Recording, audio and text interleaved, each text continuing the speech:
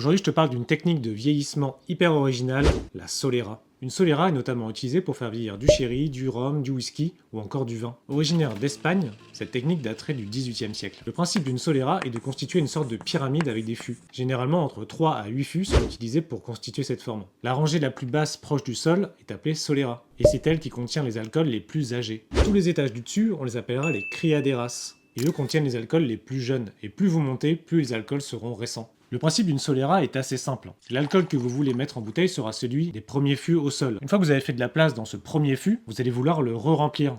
Pour ça, vous allez tout simplement prendre celui qui est juste au-dessus. Celui juste au-dessus va être complété avec celui juste au-dessus, et ainsi de suite, jusqu'à la fin de votre pyramide. Enfin, le sommet de la pyramide sera quant à lui rempli avec de l'alcool quasiment neutre. Ça accélérerait le vieillissement et ça rendrait un rendu plus harmonieux. L'alcool le plus jeune étant mélangé avec de l'alcool plus vieux, ce qui l'éduque plus rapidement. Tous ces mélanges, ça garantit une stabilité et une qualité mieux contrôlée. Par contre, ça soulève plusieurs questions, surtout au niveau de la transparence. Car si on écrit 16 ans sur une bouteille, ça ne voudra pas dire que l'intégralité de cette bouteille a 16 ans. Cette technique, elle a également un autre point noir, mais pas pour vous, surtout pour les distillateurs. Car remplir des fûts en forme de pyramide, ça prend une place folle. Et si vous faites ça pour tous les fûts de votre distillerie, vous allez vite avoir un problème de mètre carré. Alors si vous avez déjà testé un alcool vieilli en Solera, n'hésitez pas à me dire en commentaire. Moi c'est Thomas et toujours je t'apprends un truc sur le monde de la bière, des whisky, des spiritueux, n'hésite pas à t'abonner.